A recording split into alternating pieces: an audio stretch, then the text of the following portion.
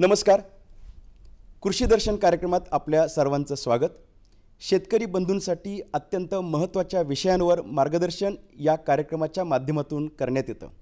आजही आपण एक महत्त्वाचा विषय घेऊन आलो आहोत.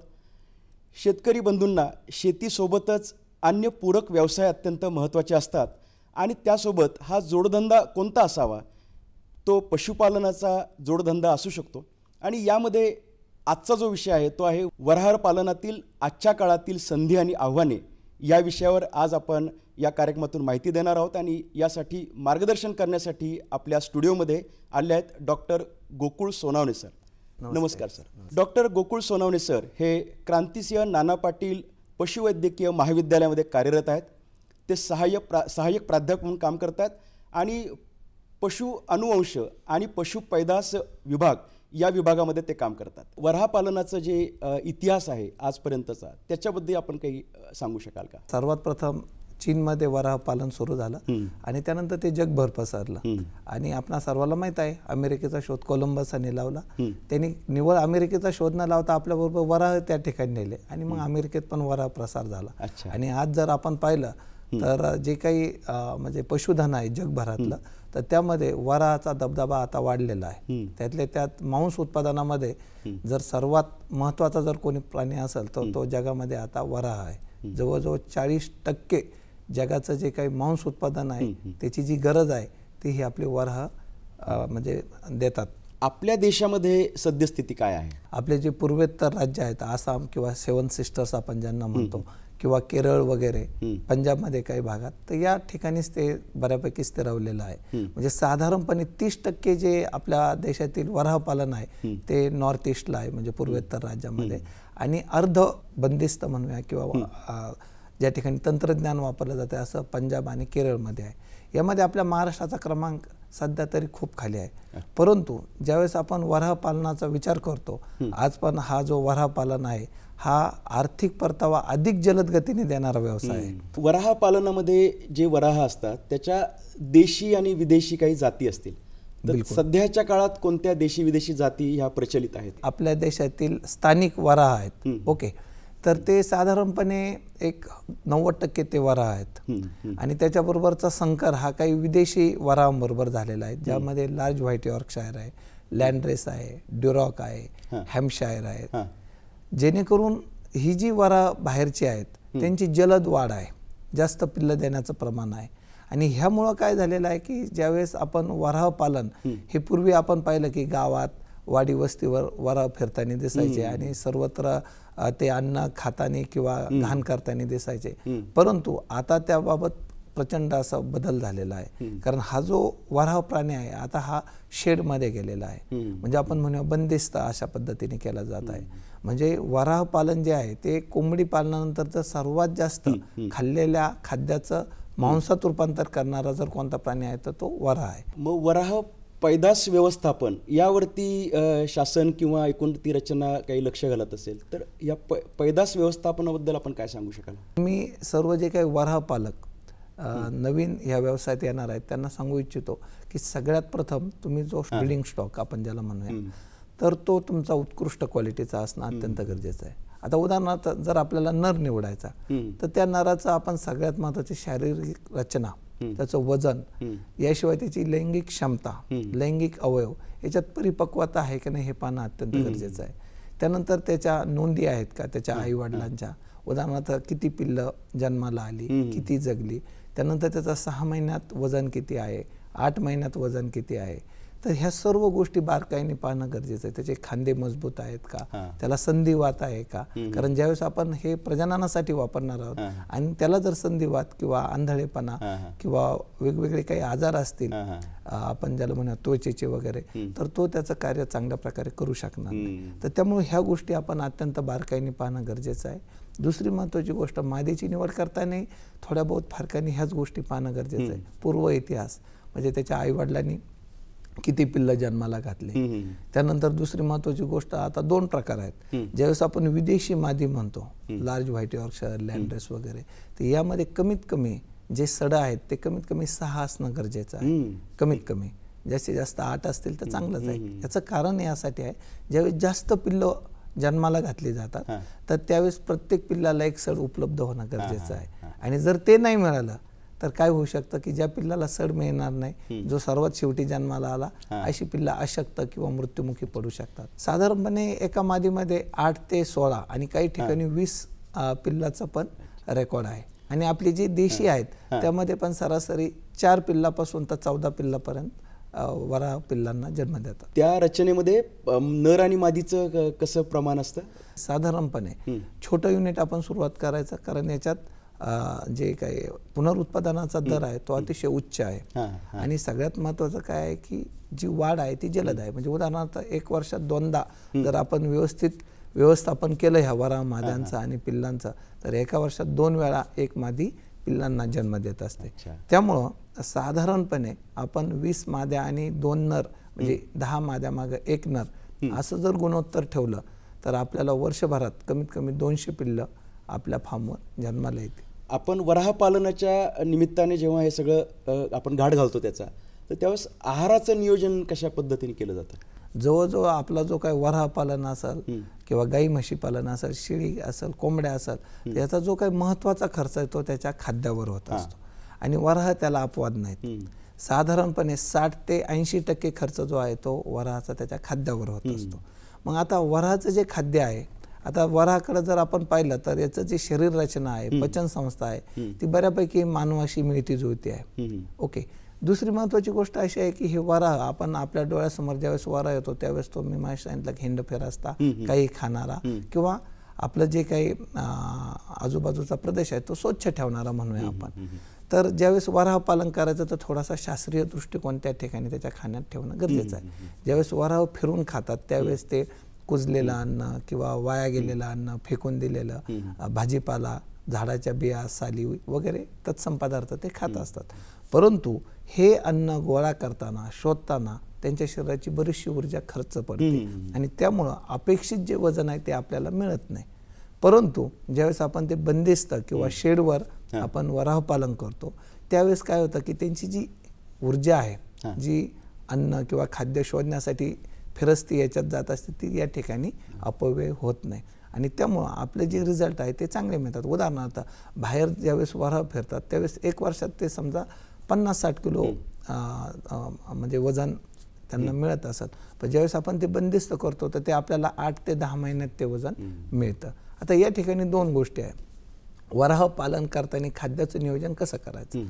ज्यावेळेस आपण खाद्यामध्ये फक्त रेडीमेड खुराकावर जर भर दिला तर आपलं त्याचं जे काही वराहाच्या खाद्यावरचा खर्च वाढतो, वराहाच्या निर्मितीवरचा खर्च वाढतो आणि त्यामुळं वराह पालन आपल्याला परवडत नाही. परंतु आपण जर उष्टावळ आहे, उदाहरणार्थ आता आपला हा जो भाग आहे महाराष्ट्रामध्ये 50% जास्त प्रमाणात औद्योगिकरण आणि शहरीकरण झालेलं आहे. मोठ्या प्रमाणात लोकसंख्या शहरात राहते. दुसरी महत्त्वाची गोष्ट, मोठमोठाले हॉटेल्स आहेत, मोठमोठाले इंडस्ट्रीयल झोन आहेत, त्या ठिकाणच्या मेस आहेत, कॅन्टीन्स आहेत, या ठिकाणी प्रचंड प्रमाणात अन्न उरतं.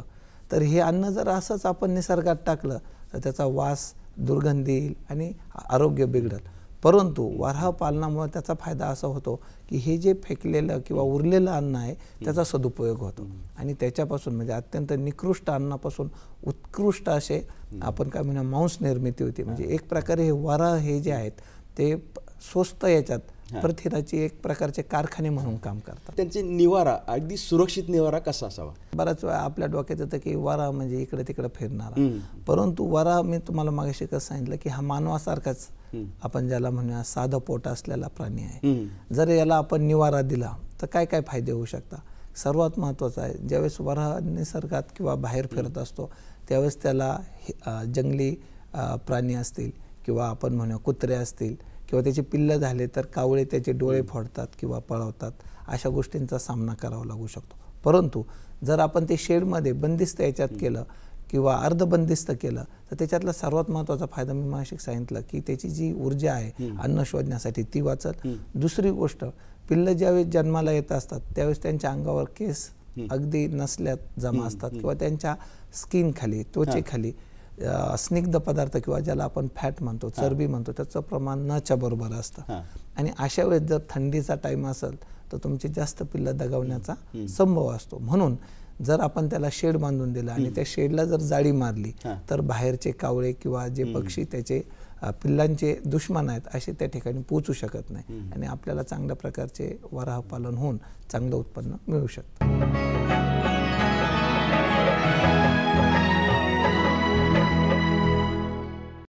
वराह समजा आपल्या एका जागेवरून दुसरीकडे न्यायचे तर त्यांचं जे ट्रान्सपोर्ट आहे म्हणजे वाहतूक आहे ती कशा पद्धतीने सुरक्षितपणे करावी. वराह हा जो प्राणी आहे किंवा म्हैस आहे याच्यामध्ये घामग्रंथी जे आहे हे अत्यंत अत्यल्प असतात. त्याचा जो समोरचा स्नॉट किंवा ज्याला आपण सोंड म्हणतो त्या भागातच फक्त ते असतात. आणि ज्यावेळेस उन्हाळा आहे तर मग अशा वेळी वाहतूक कशी करायची, तर सगळ्यात महत्त्वाचं आहे की वराहाची वाहतूक करताना साधारणपणे ज्या ठिकाणावरून आपण वराह घेणार आहोत किंवा वाहतूक करणार आहोत प्रथम त्या ठिकाणावरून व्हेटरनरी डॉक्टरकडून, पशुवैद्यकीय डॉक्टरकडून एक आरोग्य समीक्षक आपण पत्र घेणं आवश्यक आहे की हे वराह सुदृढ आहेत, चांगले आहेत. दुसरी गोष्ट असं की जे काही वाहन आहे समजा 500 किलोमीटरपेक्षा जास्त वाहतूक होणार असेल तर आपण साधारणपणे 10 चाकी वाहन वापरणं अत्यंत गरजेचं आहे. तिसरी महत्त्वाची गोष्ट, जर उन्हाळ्याचा टाईम असेल तर रात्रीच्या वेळेस किंवा सकाळच्या अर्ली मॉर्निंगमध्ये आपण जनावरांची वाहतूक करणं गरजेचं आहे. किंवा खूप थंडी पाऊस असेल तर अशा वेळेस कवर्ड असलेली गाडी आपण वापरणं गरजेचं आहे. आणि ज्यावेळेस वराहांची वाहतूक करीत असतो त्यावेळेस दर 200-250 किलोमीटर नंतर गाडी थांबवणं, वरांना उतरून थोडंसं चालण्यात हे करणं, त्यांचा थकवा घालवणं हे गरजेचं आहे. आणि सर्वात महत्त्वाचं, वराहाची वाहतूक करताना त्यांना जास्त खाण्यास द्यायचं नाही. तुम्ही जर उपाशीपोटी केलं तर अधिक चांगल्या प्रकारे वराह वाहतूक करू शकता. मादी जी असते वराहाची तर त्या मादीची त्या कालावधीमध्ये कशा पद्धतीने काळजी घेतली पाहिजे. ज्यावेळेस आपण तिचं ब्रीडिंग करणार असतो त्याच्या एक साधारण 15 दिवस आधीपासून हा अभियान सुरू होत असतो. म्हणजे उदाहरणार्थ काय आहे, ज्यावेळेस मादी आपण प्रजननासाठी वापरणार आहोत तर त्याआधी तिच्या आहारामध्ये समजा विदेशी किंवा संकरित मादी असेल तर आपण 1 ते 1.5 किलो जे खुराक आहे तो वाढवणं गरजेचं आहे. याचा फायदा काय होतो की याच्यामध्ये काय होतं, त्याला ऊर्जा आणि प्रथिनं चांगले मिळतात आणि त्यामुळं मादीच्या शरीरातून जास्त पिल्लं मिळण्याची आपल्याला शक्यता मिळते. दुसरी महत्त्वाची गोष्ट, ज्यावेळेस मादी प्रेग्नंट होते तर सगळ्यात महत्त्वाचं आहे आपल्याकडं नोंदी असणं गरजेचं आहे. नोंद असेल तर 21 दिवसानंतर जर मादी पुन्हा माझावर आली नाही, सर्वात प्रथम माझा आल्यानंतर काय चिन्ह आहे ते आपल्याला माहीत असणं गरजेचं आहे.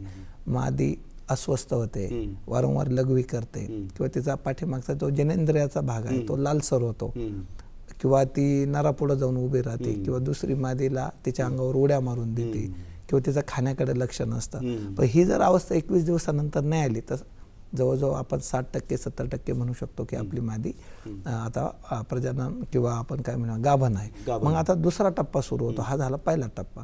जर आपल्याकडे नोंदी असेल तर आपण फक्त नोंदी पाहिल्या की आपल्या लक्षात येईल. दुसरा टप्पा असा आहे की साधारणपणे जी काही पिल्लांची आतली वाढ आहे ती साधारण 30-40% जी आहे ती पहिले 80 दिवसात होते आणि नंतरची जी 70 ते 80% वाढ आहे ती शेवटच्या 40 दिवसात होते. त्यामुळे शेवटचा जो महिना आहे तो गर्भार मादीसाठी अत्यंत महत्त्वाचा आहे. जर ही गर्भार मादी आपण इतर मादींबरोबर एकत्र ठेवली आणि जर त्यांनी दंगा केला किंवा मारामारी केली तर ॲबॉर्शन होण्याचे चान्सेस असतात. आणि म्हणून आपण मादी ज्यावेळेस डिलिव्हरीसाठी जवळ येत असते तर तिला इतर मादींपासून सेपरेट करणं अत्यंत आवश्यक आहे.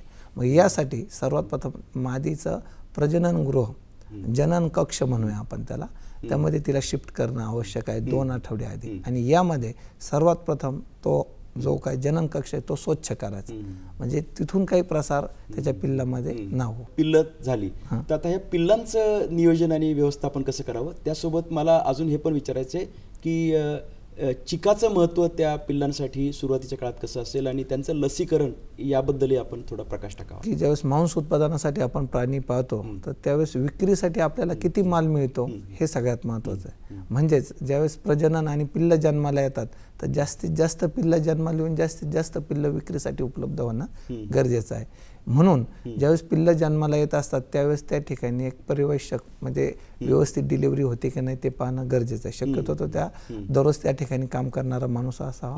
दुसरी महत्त्वाची गोष्ट, संध्याकाळी किंवा रात्रीच वरांची डिलिव्हरी होत असते. त्यानंतर पिल्ल रात्रीला जन्माला येतात त्यावेळेस बऱ्याच वेळा थंडीच्या दिवसात तापमान कमी असतं. मी मगाशी सांगितलं की पिल्ल जन्माला येतात त्यांच्या अंगावर केस अजिबातच नसतात आणि त्यांच्या शरीरामध्ये फॅटचं पण प्रमाण नसतं. त्यामुळं काय होतं की उष्णतेचा ऱ्हास जलद गतीने होतो आणि जर पिल्ला साधारणपणे जन्माला आल्यानंतर पुढच्या 5 मिनिटात स्वतःच्या पायावर उभे राहतात आणि ते स्वतः कुतूहल आणि इकडे तिकडे पाहत असतात आणि त्यावेळेस त्या ठिकाणी स्वच्छता असेल तर अत्यंत चांगली गोष्ट आहे, म्हणजे जेणेकरून त्यांना काही आजार होणार नाही. दुसरी गोष्ट, स्वतः ते मादीचं सड शोधित असतात. आता याच्यात अजून एक महत्त्वाचं वरामध्ये वैशिष्ट्य की याला 8-10 पिल्लं होतात आणि ही जी प्रोसिजर आहे साधारण 2 ते 4 तासात संपते. ज्यावेळेस मादी कळा देण्याचं बंद करते त्यावेळेस साधारणपणे सर्व डिलिव्हरी संपलेली असते. मग आता पिल्ल जन्माला आले तर सगळ्यात महत्त्वाचं की मादीच्या शरीरातून बाहेर आलेले असतात. आतील वातावरण आणि बाहेरील वातावरण वेगवेगळं असतं.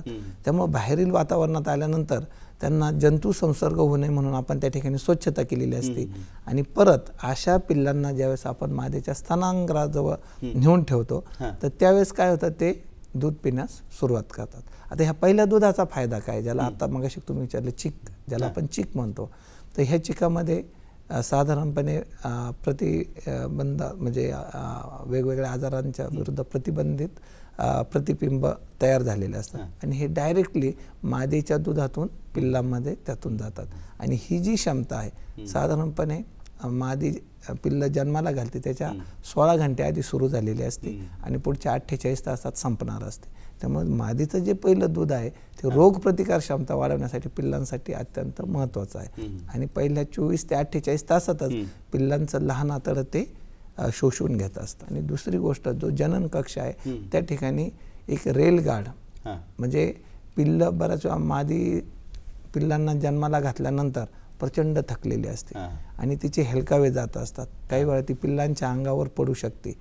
जर आपण डाटा पाहिला जुना, वेगवेगळे रिसर्च पेपर पाहिले तर आपल्या लक्षात येईल की सगळ्यात जास्त पिल्लं मरण्याचं प्रमाण हे मादीच्या शरीराखाली चिरडून असतं. त्यामुळे पहिले 3 दिवस पिल्लांच्या आयुष्यात अत्यंत महत्त्वाचे असतात. निरोगी वराह आणि काही आजार असलेले वराह यांच्याबद्दल काही आपण क्लासिफिकेशन करतो का? उत्कृष्ट वराह पालक जर तुम्हाला बनायचं असेल तर तुमच्या शेडवर कमीत कमी दिवसभरातून 2-3 वेळा तुमचा चक्कर झाला पाहिजे. यामध्ये तुम्हाला आजारी वारा आणि निरोगी वारा सहजपणे ओळखता येतील. समजा तुम्ही खाद्य टाकलं आणि काही वारा कोपऱ्यात बसलेत, खात नाही किंवा घुरघुर आवाज तयार करतायत, काढतायत, एकमेकाला चिटकून बसलेत, तर अशा वेळेस आपण समजू शकतो की हे वारा काहीतरी गडबड आहे, आजारी असू शकतात. दुसरी गोष्ट, त्यांच्या नाकातून डोळ्यातून चिगटस्राव पाणी येत असेल तर हे एक महत्त्वाचं लक्षण आहे की वारा आजारी किंवा डिसेंट्री केलेली आहे, शरीर लडबडलेलं आहे, तर आपण समजू शकतो की याच्यात काहीतरी प्रॉब्लेम आहे. या उलट निरोगी जे आहेत ते लहान मुलांसारखे तुम्हाला बागडताना दिसतील, एकमेकाला हे करताना दिसतील, त्यांचा कोणताही स्राव कोणत्याही भागातून बाहेर आलेला दिसणार नाही.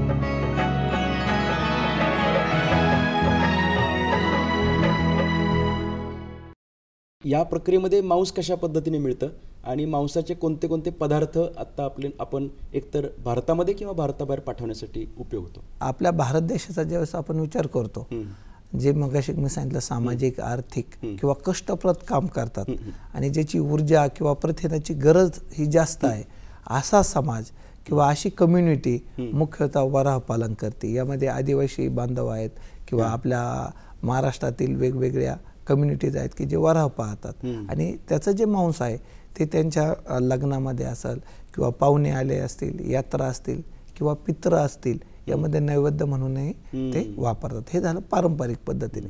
परंतु आता सर्वत्र ग्लोबलायझेशन झालेलं आहे. आज असं नाही की महाराष्ट्रात वराह हे केले म्हणजे ते इथंच खपले पाहिजे, नाही. आता जे वराह महाराष्ट्रात उत्पादन होतं त्याचं जे मांस उत्पादन तयार केलं जातं किंवा वेगवेगळे पदार्थ ते जगभर वितरित केले जातात. आता उदाहरण द्यायचं म्हटलं तर आपल्या भारत देशात सर्वात जास्त वराहाची विक्री किंवा मांस उत्पादन किंवा खाल्लं जातं ते नॉर्थ ईस्टमध्ये जातं. आता उदाहरणार्थ नागालँड, मिझोराम ही जे राज्य आहे त्या ठिकाणी जसं आपल्याकडे चपाती खातो, भात खातो, तसं त्या ठिकाणी वराहाचं मांस हे स्टेपल फूड आहे, मुख्य अन्न आहे. त्यामुळे तिथं 99% रेट आहे. दररोजच्या आहारात त्यांना मांस हवा आहे. याशिवाय आपले जे पूर्वेत्तर देश आहेत, आपण व्हिएतनाम आहे, साऊथ कोरिया आहे, जपान आहे, फिलिपिन्स आहे किंवा मी सांगितलं चायनामध्ये जरी जास्त प्रोडक्शन आहे तरी त्यांची गरज, डिमांड जास्त आहे. त्यामुळे अशा ठिकाणी हे मांस वितरित होतं. याशिवाय जे काही आंतरराष्ट्रीय प्रवासी आहेत, आंतरराष्ट्रीय व्यावसायिक आहेत, पर्यटक आहेत, ते जगभरातून भारतात येतात किंवा उच्चभ्रू म्हणूया आपण, असा जो समाज आहे किंवा ख्रिश्चन कम्युनिटी आहे, ज्यावेळेस ख्रिसमस असतो त्यावेळेस वराहाच्या मांसाला प्रचंड मागणी असते. आणि वराहाचं जे मांस आहे याच्यापासून अतिशय सुंदर वेगवेगळ्या डिशेस बनवल्या जातात. उदाहरणार्थ आपण पोर्कपासून बकून बनवलं जातं, त्यानंतर त्यापासून सलामी नावाचं एक प्रॉडक्ट आहे, अत्यंत सुंदर बनतं, किंवा मीट बॉल बनवले जातात. तर असे वेगवेगळे प्रॉडक्ट आहे. आणि बाहेरच्या देशामध्ये विशेषतः जे खेळाडू आहेत, जे आपल्या शरीराची झीज भरून काढण्यासाठी किंवा ऊर्जा टिकवण्यासाठी ह्या पॉर्कचा त्यांच्या आहारात विशेष वापर करतात. मी तर म्हणाल ज्याला चांगला फुटबॉलपटू, जिथं स्टॅमिना लागतो, तर त्यांनी वराह मांस खाण्यास सुरुवात करावी. आजच्या काळामध्ये भारतामध्ये यामध्ये काय संधी आहेत आणि याच्यामध्ये आव्हाने कोणती आहेत? पशुधनाशी रिलेटेड जर आपण कोणताही व्यवसाय पाहिला तर त्याच्यात अप डाऊन्स आहेत. आता सर्वात महत्त्वाचं जर आपण पाहिलं तर वराह पालनात सर्वात मोठी अडचण जी आहे ती आहे शास्त्रीय दृष्टिकोनाची. त्यानंतर जे काही मालाचे दर आहेत ते अस्थिर आहेत. आता उदाहरणार्थ नाताळच्या काळात ते खूप जास्त आहेत, इतर वेळी ते कमी आहेत. तर असं आहे. पण सरासरी आपल्या महाराष्ट्रात आजच्या घडीला 180 ते 200 रुपये लाईव्ह बॉडी वेट आहे. दुसरी महत्त्वाची गोष्ट आहे की हे जे वराह आहेत याच्यामध्ये ज्यावेळेस वराह पालन करायचं आणि मोठ्या प्रमाणात करायचं त्यावेळेस भारत सरकारच्या किंवा महाराष्ट्र राज्याच्या विविध योजना आहेत.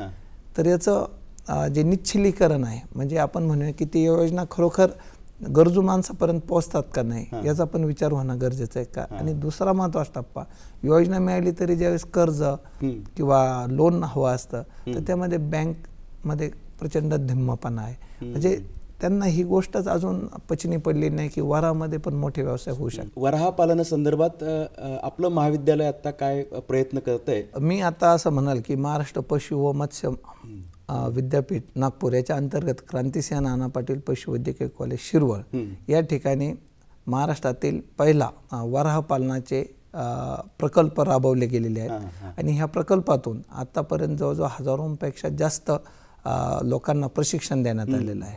आणि याबरोबरच त्यांचे जे काही प्रश्न आहेत ते सोडवण्यासाठी आम्ही मोठ्या प्रमाणात काम केलं. उदाहरणार्थ त्यांचे व्हॉट्सअप ग्रुप स्थापन केले, त्यांना लसी उपलब्ध करून दिल्या. महाराष्ट्र शासनालाही वेळोवेळी याबाबत आम्ही सल्लामसलत केली की हे जे वराह आहेत हे बरेचसे जनगणनेत येत नाही किंवा येत नाही. आणि ज्यावेळेस वेगवेगळे आजार येतात, उदाहरणार्थ स्वाईन फिवर आहे, ज्याला आपण म्हणूया डुकरातला ज्वर, ताप, त्यांनी प्रचंड नुकसान होतं, किंवा FMD येतं, लाळ्या खुरकत, त्याच्यामध्ये भेगा पडणं हे होतं. तर याच्यासाठी लसीकरण करणं अत्यंत गरजेचं आहे. आणि ते लसीकरण जर शासनाने योग्य वेळी आणि योग्य प्रमाणात उपलब्ध करून दिलं तर बरेचसे आजार आपण यातले हद्दपार करू शकतो. आणि जे काही आर्थिक नुकसान होतं तर ते आपण टाळू शकतो. कारण शेतकरी बऱ्याच वेळा काय करतात, लसीकरण वराहामध्ये अजिबात करीत नव्हते 5 वर्षापूर्वी, परंतु गेल्या 2-3 वर्षात आफ्रिकन स्वाईन फिवर असेल, क्लासिकल स्वाईन फिवर असेल, यांनी मोठा हैदोस घातला आणि प्रचंड नुकसान झालं. त्यानंतर मग आता लसीकरण मोठ्या प्रमाणात करण्यास सुरुवात झाली. आणि हे लसीकरण म्हणजे एक प्रकारचा विमा आहे, कमी पैशात आपण जास्त आर्थिक परतावा याच्यामुळं प्राप्त करू शकतो. प्रोजेक्टच्या अंतर्गत आपण आपल्या महाराष्ट्रातील पहिली करकंबी नावाची प्रजाती आपण अखिल भारतीय संशोधनातून शोधून काढली आणि भारतातली ती 15वी प्रजाती म्हणून त्याला मान्यता मिळाली आहे. म्हणजे आता करकंबी ही अधिकृत महाराष्ट्राची पहिली वराह जात म्हणून नोंद झालेली आहे. इथून पुढच्या काळामध्ये वराह पालन हा व्यवसाय उत्तमपणे विकसित होत जाईल, त्याची वाढ होत जाईल आणि शेतकरी बंधूंना त्याचा निश्चितपणे उपयोग होत जाईल, अशा पद्धतीची माहिती आज आपण आत्ता ऐकली. सर, आपण दूरदर्शनच्या स्टुडिओमध्ये आलात आणि उत्तमपणे ही माहिती शेतकरी बंधूंना दिलीत. त्याबद्दल मी दूरदर्शनच्या स्टुडिओच्या वतीने आपले मनापासून आभार मानतो. धन्यवाद सर. धन्यवाद.